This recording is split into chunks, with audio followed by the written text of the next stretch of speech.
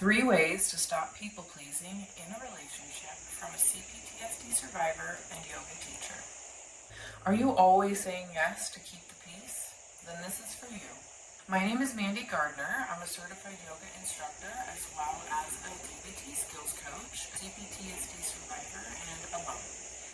I help women who are struggling with the adult symptoms of childhood trauma or CPTSD through yoga, DBT skills, and support, so that they can develop confidence in communicating their needs effectively to create better relationships. If this is interesting, then definitely subscribe to my channel. I have definitely struggled with people pleasing myself, especially in my hair career. I have been a long-time hairdresser, and earlier in my career, I was such a people pleaser, and I would never want to say no, that I would never excuse myself to the restroom, and I would end up holding it for a really long time. One day, I fell to the ground in the back room. It was the back mud room where we mixed color and washed our color bowls and stored our stuff. And I fell to the floor just in agonizing pain. My back hurt so bad, and I didn't know what was going on. So I had to go to the Instacare, and come to find out, I had a bladder infection.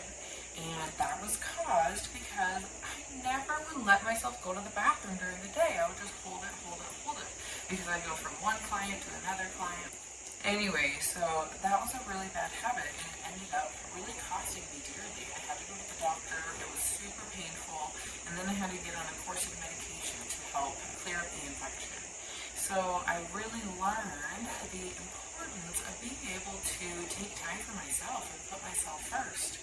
Now, when it comes to trying to overcome these people tendencies that CPTSD survivors can have, it's really important to remember to put yourself first.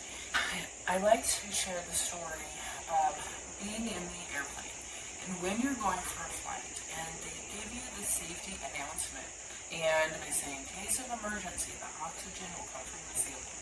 And it's your responsibility to put it on your face first so that you can get your oxygen mask, so that you can then survive, so that you can then help other people. Now, what happens if you don't put your oxygen mask on? Well, you pass out, and then you can't help anybody, right? Like, that's no good. So this is a great example of how important it is that we need to put our own oxygen mask on first, right? So when we're trying to overcome people pleasing, we really need to consider our personal needs, our priorities, and our values. And that will help us when we are trying to more effectively communicate our needs. Emotional validation is a super important piece. I'm going to share with you 3 different ideas that you can consider when overcoming your people-pleasing habits. Emotional validation. So, to emotionally validate someone else, you don't necessarily have to agree with them.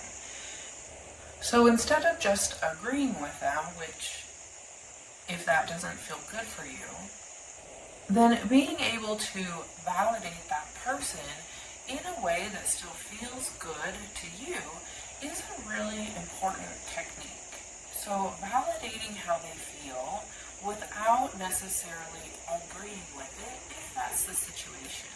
So I can give you one example.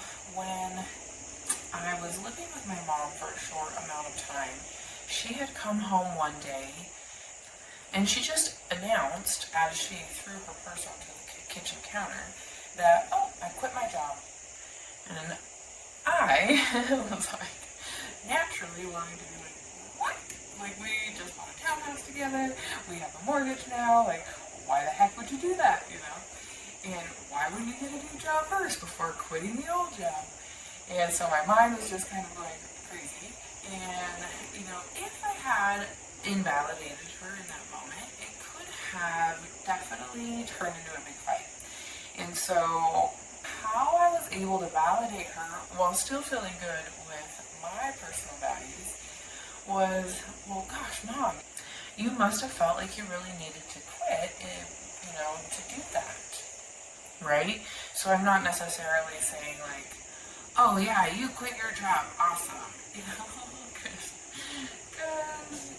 that's not the best. We don't want to just quit our jobs, right? Like, we need a job. We got to pay our bills, right? So emotional validation. So being able to validate their feelings, but without necessarily agreeing with them.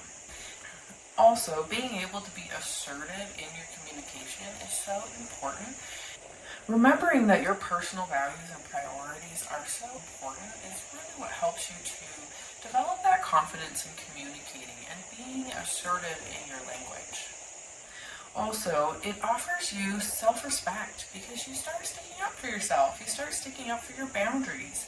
And it really does give you a sense of self-respect and self-love. Pulling from the 8 limbs of yoga, one of the yamas is ahimsa, or causing non-harm. And as a CPTSD survivor, it's really important to consider non-harming to ourselves because our thoughts and behaviors can be self-harming.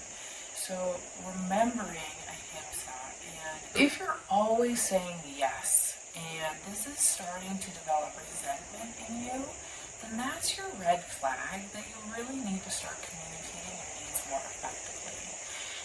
If this is interesting to you and you want to learn more, I have a workbook as well as a video series. It's called the Daily Calm Practice, and it is my experiential proprietary method. It includes 4 short videos that total up to an hour. And I teach the DBT skills that were really so fundamental for me in learning how to effectively communicate my needs. To develop confidence, you just need to learn what you haven't learned yet. Thank you so much for spending time with me and listening to this video. I hope that it was valuable.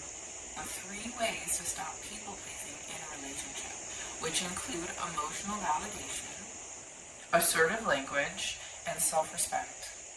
If you made it this far, thank you so much. And don't forget to like and subscribe, and I'll see you in the next video.